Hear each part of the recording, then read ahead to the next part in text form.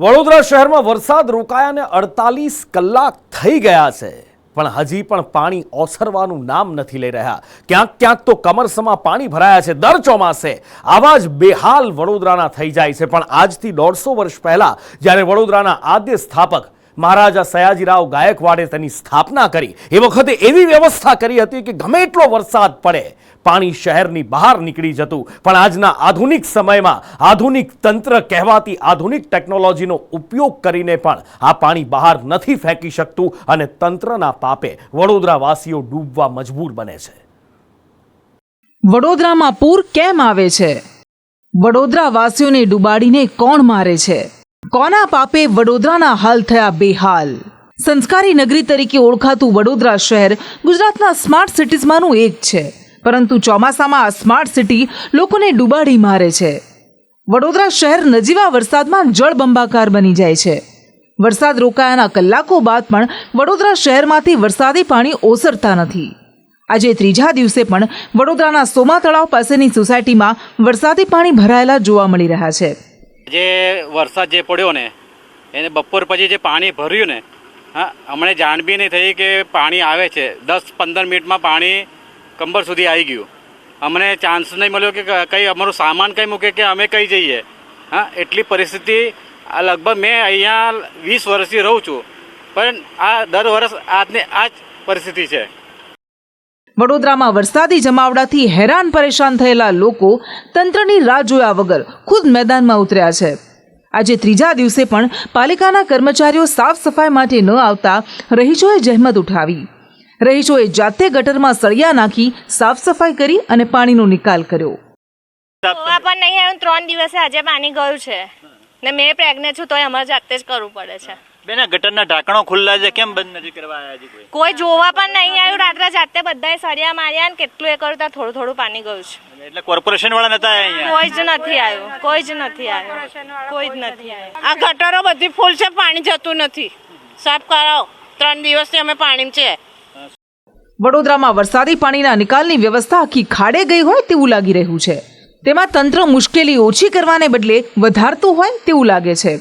સ્થાનિક લોકોનો આરોપ છે કે હાઈસ્પીડ રેલવે પ્રોજેક્ટને લઈને અકોટા પાસે નદી પર 30 ફૂટ પહોળો બંધ જેવો બનાવવામાં આવ્યો છે, જેનાથી નદીનો પ્રવાહ રોકાયો છે।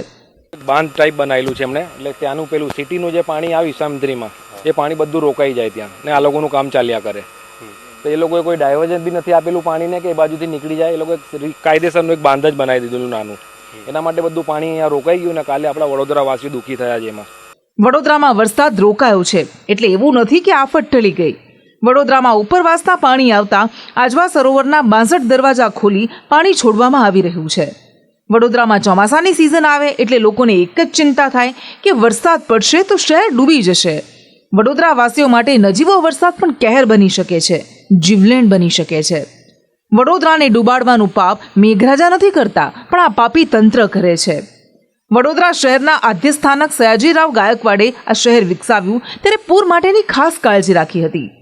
વડોદરામાં પૂરના પાણી ન આવે તે માટે શહેરના 7 તળાવને એકબીજા સાથે જોડ્યા હતા।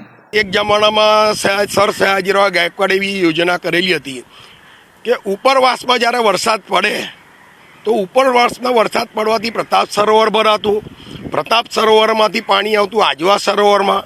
આજવા સરોવરનું પાણી પીવાનું પાણી જે ગ્રેવિટીથી વગર ઇલેક્ટ્રિસિટી વગર મોટરે શહેરમાં આવતું નિમેટા પ્લાન્ટ પર, અને નિમેટા પ્લાન્ટ પરથી શહેરમાં પાણી પીવા માટે ઉપયોગમાં લેવામાં આવતું। હવે ઉપરવાસમાં જે વરસાદ પડે પાવાગઢની આજુબાજુ એ પાણી ફેલાય, અને એ ફેલાયેલું પાણી વડોદરા શહેરની અંદર ન આવે એના માટે સર સયાજીરાવ ગાયકવાડશ્રીએ અનખોલ પાસે કાંસ બનાવેલી છે, પછી સિકંદરાપુરા પાસે કાંસ બનાવેલી છે।